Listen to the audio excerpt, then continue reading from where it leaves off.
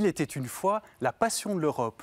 Alors que bon nombre des citoyens de l'Union européenne ne semblent plus guère inspirés par le projet européen, notre invité de ce jour est convaincu que ce projet a un avenir. Président de la Ligue européenne de coopération économique, Bernard Snoy a acquis une impressionnante expérience européenne au cours de sa carrière, par exemple en tant que négociateur du traité de Maastricht en 1992. Aujourd'hui, nous vous proposons de découvrir sa vision de l'Europe, mais également son analyse des défis économiques, sociaux et politiques qui se présentent à elle.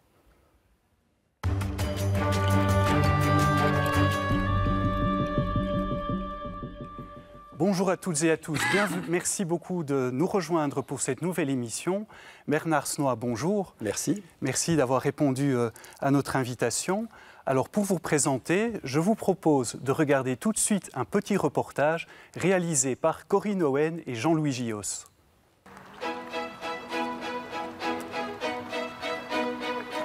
Certains hommes ont des passions qu'ils aiment partager. Bernard Snoy en est l'un d'eux. Pour les journées du patrimoine, il ouvre les portes de son chez lui, le château de Bois-Seigneur-Isaac. Et c'est avec enthousiasme qu'il se lance dans l'histoire de cette ancienne forteresse féodale devenue demeure familiale.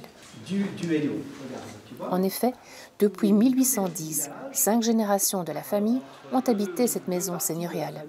Et son propriétaire n'hésite pas à entamer un voyage dans le temps qui séduit d'ailleurs les visiteurs, petits et grands. C'est également l'occasion de rappeler la passion que lui a inculquée un autre homme de cette maison, son père, Jean-Charles, la passion de l'Europe. En 1957, Jean-Charles Snoy, homme politique influent, a posé sa signature sur les traités de Rome à côté de celle de Paul-Henri Spaak, le ministre belge des Affaires étrangères de l'époque. Se crée alors la Communauté économique européenne et Euratom. Cette année-là, Bernard Snoy écoute en direct le discours de Paul-Henri Spaak et cette phrase qui a marqué les esprits « Cette fois, les hommes d'Occident n'ont pas manqué d'audace, n'ont pas agi trop tard. » De l'audace, il en aura donc, et il mettra ses pas dans les empreintes paternelles avec une carrière bancaire, financière et surtout européenne trop longue à énumérer. Et toujours, nous retrouvons la passion. Portes ouvertes à l'Université des aînés de l'UCL, où Bernard Snoy présente les cours qu'il y donnera tout prochainement. Il y est question de Brexit, un divorce politique et économique qui secoue l'Union européenne. Son analyse est historique, économique et politique, mais il suggère aussi de redynamiser l'Europe en y ajoutant un brin d'émotion, une condition indispensable pour se sentir pleinement européen. Voilà, Bernard Snoy, nous venons de l'entendre dans ce reportage. Les fonctions que vous avez occupées seraient trop longues à énumérer. Je vais quand même en mentionner quelques-unes. Vous êtes aujourd'hui professeur à l'Institut d'études européennes du l'UCL, mais vous avez commencé votre carrière comme chef de service des relations financières du Bureau européen de la Banque mondiale. Vous avez été chef de cabinet du ministre des Finances Philippe Maystadt, c'était dans le gouvernement de Jean-Luc Dehaene. Mais vous avez aussi été chef de la délégation belge à la conférence de création de la Banque européenne pour la reconstruction et le développement, la BERT. Alors, on l'a également vu dans le reportage, Bernard Snoy, vous avez écouté en direct le discours de Paul-Henri Spaak. C'était en 1957, au moment de la signature du traité de Rome, dont votre père a été l'un des négociateurs. C'était le 25 mars 1957. Quel souvenir gardez-vous de ce moment vraiment fondateur de la communauté européenne ? Écoutez, j'avais 12 ans. Avec mes frères et sœurs, nous écoutions la radio et donc nous suivions un peu en direct ce qui se passait à Rome. On entendait toutes les cloches de la ville qui sonnaient. Et puis, effectivement, il y a eu ces discours qui marquaient, je dirais, la nature non seulement économique, mais civilisationnelle de ce qui se passait. Et d'ailleurs, Paul-Henri Spaak l'a encore répété le lendemain, quand il parlait au Centre italien de réconciliation internationale. Il a dit « Ce traité est une participation à l'immense aventure de la civilisation chrétienne ». Et par quoi cette civilisation est-elle caractérisée ? Par l'éminente dignité de la personne humaine. Donc il y avait là la reconnaissance que l'Europe a toujours été beaucoup plus qu'un projet économique. Alors nous allons revenir sur ces valeurs de l'Europe que vous venez de mentionner, mais est-ce que pour vous, Bernard Snoy, la façon dont l'Union européenne a évolué ces 60 dernières années correspond aux rêves qu'ont eu les pères fondateurs de l'Europe ? D'un côté, oui, d'un côté, non. Alors, d'un côté, on a réalisé quand même d'une manière extraordinaire ce projet qui est unique dans l'histoire de l'Europe, peut-être même dans l'histoire de l'humanité, qui est la manière dont maintenant 28, on retombera à 27 États, on gère collectivement leur souveraineté dans quand même pas mal de domaines. Donc c'est quand même exceptionnel et cela nous a donné plus de 60 ans d'années de paix. D'un autre côté, on n'a pas réalisé le projet des pères fondateurs au niveau politique. Leur vision a toujours été une Europe politique et de nos jours, la volonté de créer réellement une Europe politique est bloquée. Et je crois qu'une des raisons fondamentales pour laquelle elle est bloquée, c'est qu'on a trop peu aussi travaillé les dimensions culturelles, émotives, affectives. On a trop peu travaillé l'imaginaire commun qu'on devrait avoir et qui permettrait de se faire confiance les uns aux autres et de surmonter les difficultés de la construction politique. Alors justement, par rapport à la construction politique, l'un des États qui avait le plus de mal avec cette dimension, c'est le Royaume-Uni. Donc depuis lors, le Royaume-Uni a décidé de quitter l'Union européenne, c'est le fameux Brexit. Comment, selon vous, le Royaume-Uni est-il arrivé à cette extrémité, à cette décision? Et est-ce que, selon vous, il serait possible de revenir en arrière? Écoutez, je crois que le Royaume-Uni a aussi compris qu'il ne partageait pas les mêmes objectifs que les autres pays membres. D'ailleurs, ils ont dit qu'ils refusaient ce préambule du traité de Rome qui disait que nous allons vers une union toujours plus étroite des peuples européens.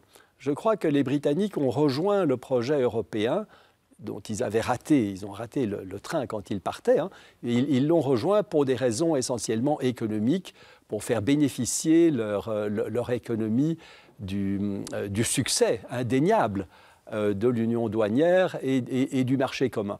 Mais ils n'ont jamais adhéré à la finalité politique des traités de Rome. Et aussi, je crois que les Anglais sont pénétrés, et je le regrette, du sentiment de leur exceptionnalisme, comme si le fait d'être une île, le destin impérial, maritime qu'ils ont connu, faisait qu'ils pouvaient finalement mieux se débrouiller dans le monde, dans la mondialisation, qu'en faisant partie de ce club des États européens. Je le regrette vivement. Je crois que tout le monde est perdant dans le Brexit, eux plus que nous.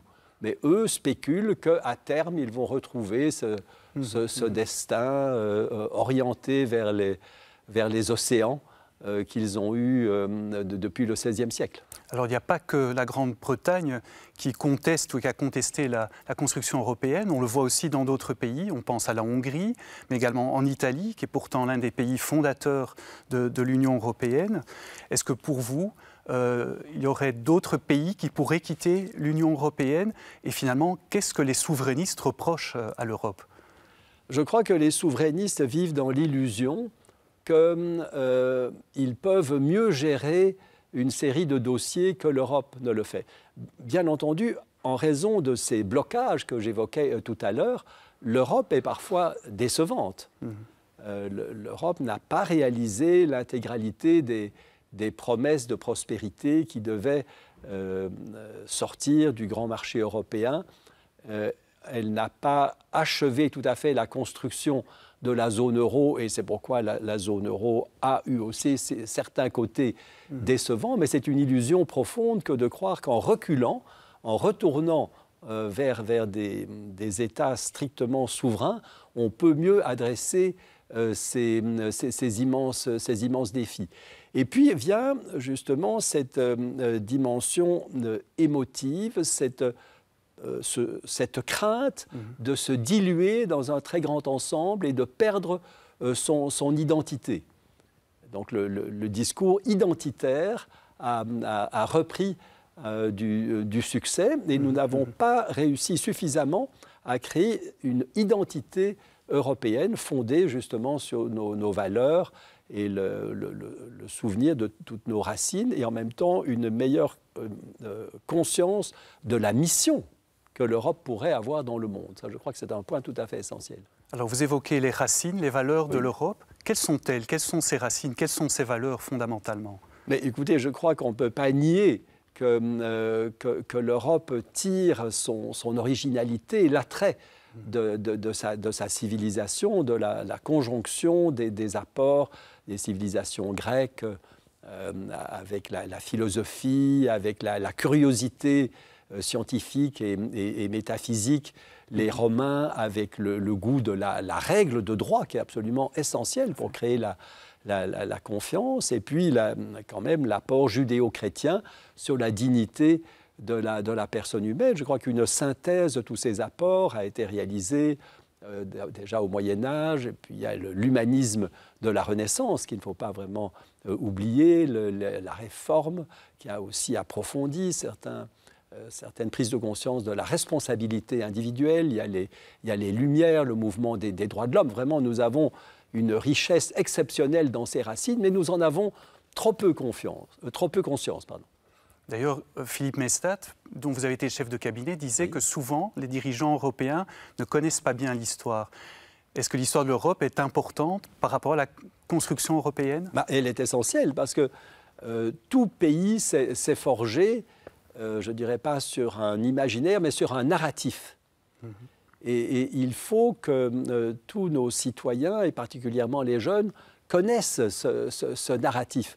Et je crains qu'il y ait une déperdition dans la qualité de la transmission de cette connaissance. Peut-être faut-il travailler sur les cours d'histoire dans nos écoles primaires et secondaires, et aussi partout favoriser aussi à la télévision les émissions de connaissance de notre histoire, de tout ce qu'elle nous enseigne. Et il ne faut pas pour autant glorifier tout ce que l'Europe a toujours fait. L'Europe a connu d'immenses crises. Les pays ont été en guerre les uns avec les autres beaucoup trop souvent. Mais néanmoins, nous avons une civilisation, une culture qui est tout à fait unique et qui d'ailleurs explique aussi l'attrait que représente l'Europe par rapport au monde extérieur, notamment par rapport aux migrants qui veulent venir habiter chez nous. Alors une autre question, Bernard Snoy. Est-ce que le couple franco-allemand, comme on l'appelle, incarné aujourd'hui par Emmanuel Macron et Angela Merkel, est-ce que ce couple franco-allemand est toujours aujourd'hui un moteur important de l'Europe? Oui, il reste un moteur important, mais il n'a jamais été le seul. Enfin, nous, les pays du Benelux, nous avons toujours aussi voulu jouer un rôle, apporter des idées constructives sur la table, mais nous étions aussi parfois très contents si nos idées étaient reprises par d'autres. Donc il faut soutenir le couple franco-allemand parce que la réconciliation franco-allemande a été absolument au cœur de la construction européenne. Mais maintenant, nous sommes 28 ou 27, peut-être un peu plus si nous pouvons accueillir les pays des Balkans. Donc deux pays ne peuvent pas, malgré tout, imposer leur volonté à 27 ou davantage. Est-ce que vous pensez que c'est une bonne chose que l'Union européenne s'élargisse encore, en l'occurrence, effectivement, les pays des Balkans? Oui, moi je suis partisan d'accueillir les pays des Balkans, mais bien sûr en respectant les critères qui ont été définis à Copenhague. Ils doivent tout à fait mettre fin à leurs querelles internes ou externes. Ils doivent nous donner l'assurance qu'ils ont des régimes démocratiques. Et puis un peu avec ce que nous voyons en Hongrie, ou dans d'autres pays où, par exemple, la liberté de presse n'est plus tellement garantie, nous devons être confiants que non seulement ils vont respecter les tests pour entrer, mais qu'ils continueront à respecter ces règles à l'avenir. Il y a évidemment aussi la question de l'entrée de la Turquie dans l'Union européenne. Ça, je crois que pour le moment, elle n'est plus du tout à l'ordre du jour, étant donné l'évolution qu'a connue la Turquie. Ça a toujours été un sujet difficile, problématique. Il y a du pour, il y a du contre, mais actuellement, je crois que ce n'est pas dans un horizon prévisible. Alors, est-ce que pour vous, Bernard Snoy, la crise de 2008 est maintenant dépassée, en tout cas au niveau de l'Union européenne, mais même au niveau mondial, ou est-ce qu'on subit encore, d'une certaine façon, les effets de cette crise? Oui, moi je crois qu'elle n'est pas dépassée et qu'elle est aussi une des causes majeures de la résurgence des nationalismes. Je crois que beaucoup de personnes restent indignées, et à juste titre, de la régression dans leur niveau de vie qui leur a été imposé par cette crise. Les économistes et aussi d'ailleurs les hommes politiques ont trop tendance à travailler uniquement sur les moyennes, le revenu moyen par habitant. Oui. Mais vous savez qu'il existe une autre statistique qui est la médiane. Il faut se demander qu'est-il arrivé des gens qui se situent dans les 50% les moins favorisés. Et évidemment aussi, on peut faire le même calcul pour les 20 ou les 10% moins favorisés. Eh bien, je crains que pour cette partie-là de la population, ils n'aient pas encore récupéré leur niveau d'avant 2008, et aussi il y a une certaine précarisation. Il y a une maladie dans le capitalisme international tel qu'il est, et justement une des missions de l'Europe serait de davantage civiliser la mondialisation. Et seule l'Europe peut le faire. Nous ne pouvons pas compter, certainement pas sur les États-Unis de Donald Trump, nous ne pouvons pas compter sur la Chine ni sur le Japon.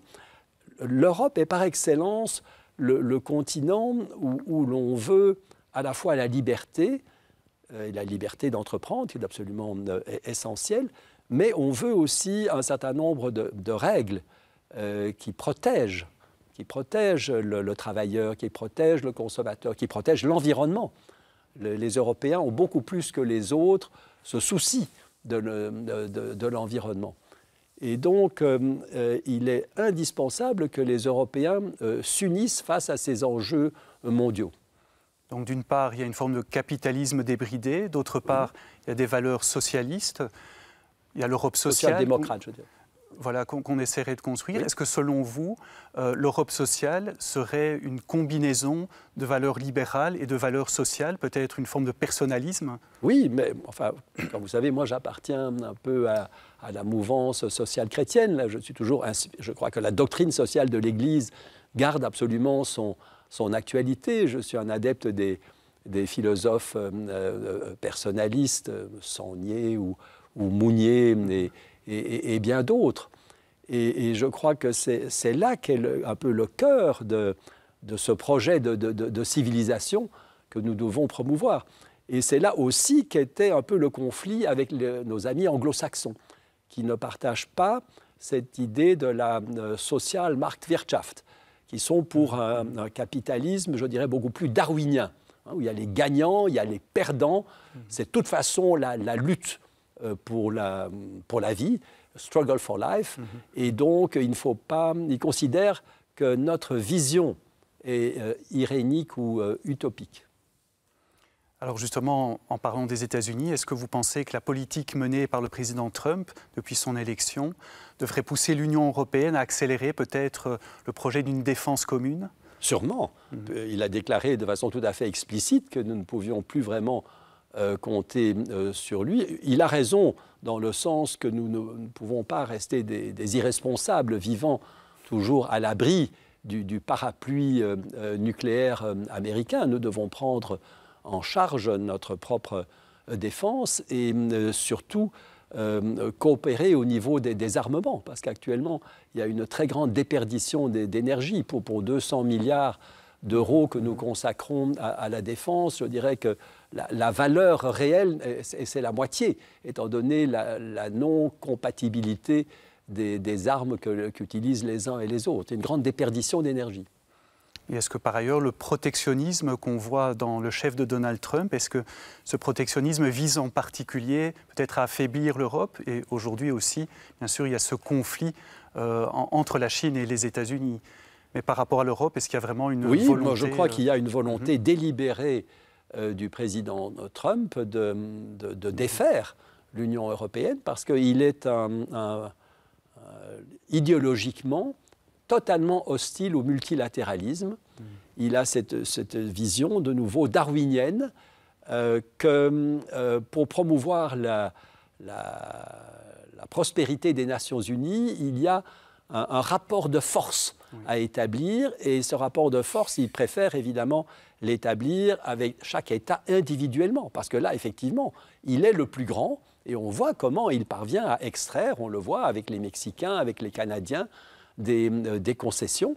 Et donc l'Union européenne est peut-être la seule structure qui est en mesure de lui tenir tête, et il déteste cela. Et donc dans ce sens-là, le Brexit, lui, ça lui convient? Ah, ça lui convient très bien, il l'a toujours dit explicitement.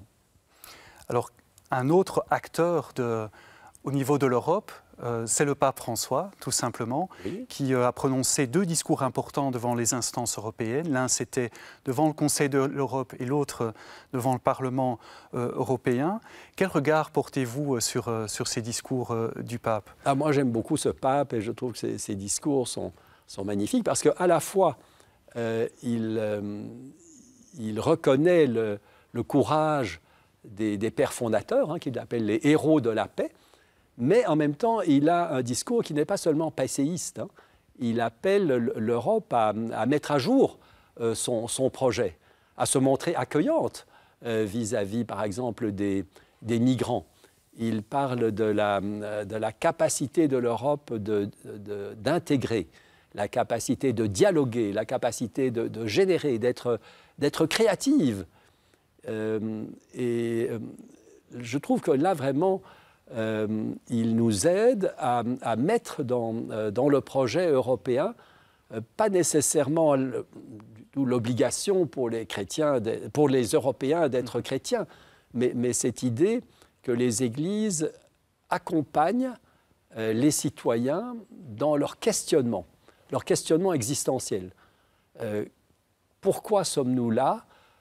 Pourquoi nous avons fait ensemble des pays nationaux? Pourquoi nous avons une structure européenne?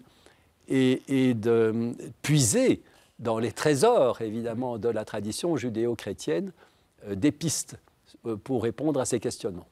Donc il y a des racines chrétiennes de l'Europe et pas seulement des racines, un vécu, une expérience chrétienne.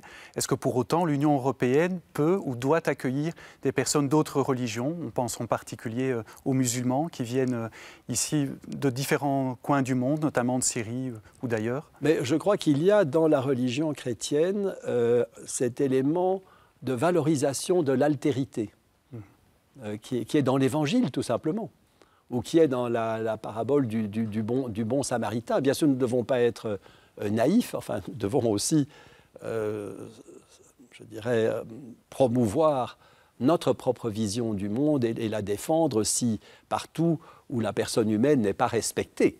Ça, c'est très, très important. Et il y a des cas de non-respect de la dignité humaine dans d'autres religions ou dans d'autres groupes humains. Mais la dimension de l'accueil fait absolument partie de notre ADN chrétien. Alors, évidemment, c'est la question, on pourrait dire, à 2 €, sans mauvais jeu de mots, mais selon vous, qu'est-ce qui pourrait relancer aujourd'hui vraiment le projet européen, en tout cas dans l'esprit de nos concitoyens? Alors, moi, je milite beaucoup pour compléter la dimension représentative de la démocratie européenne par une dimension participative. Je crois qu'il faudrait vraiment mobiliser, et c'est difficile à réaliser concrètement, mais beaucoup plus mobiliser la société civile, mobiliser les citoyens, les faire se rencontrer pour qu'ils discutent ensemble de qu'est-ce qu'ils attendent de l'Europe, de quelles sont les politiques qu'ils voudraient que l'Europe adopte en interne, mais aussi vis-à-vis du reste du monde. Et donc, après des mouvements assez classiques comme celui que je préside, la Ligue européenne, qui est un peu un mouvement, reconnaissons-le, un peu élitiste, je crois que nous devons un peu passer la main à des mouvements un peu grassroots, enfin mais il faut arriver aussi à organiser ces mouvements. Et là, c'est aussi un peu la nouvelle génération avec les réseaux sociaux qui peut-être faire cela le mieux.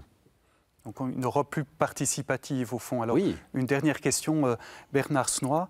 Est-ce que selon vous, on se dirige peut-être à long terme, mais vers des États-Unis d'Europe? Le mot effraie certains. parce que je crois que jusqu'à présent, l'allégeance des gens est encore essentiellement à des États nationaux. Moi, je crois un peu comme Delors à une confédération de peuples européens qui mettent ensemble, tout en respectant le principe de subsidiarité, qui mettent ensemble leur souveraineté dans toute une série de domaines. Mais à terme, bien entendu, je suis pour les États-Unis d'Europe, mais je suis prudent parce que je sais que trop insister sur ce terme peut effrayer un certain nombre de personnes dont nous avons besoin pour réaliser l'Europe à court terme. Finalement, il faut une forme d'unité dans la diversité, oui, diversité d'ailleurs, dans c'est ça, l'unité. le génie européen, c'est la valorisation de la diversité. Nous ne poussons pas du tout à la disparition de la multiplicité des langues, la multiplicité des traditions culturelles. Au contraire, c'est une source d'enrichissement. Eh bien, Bernard Snoy, un tout grand merci d'avoir été avec nous aujourd'hui. Merci d'avoir répondu à nos questions sur l'Union européenne. Chers amis, merci à vous également pour votre fidélité à cette émission. Si vous voulez la revoir, rendez-vous sur Ovio ou sur le site catobel.be. Portez-vous bien et à très bientôt pour une prochaine émission.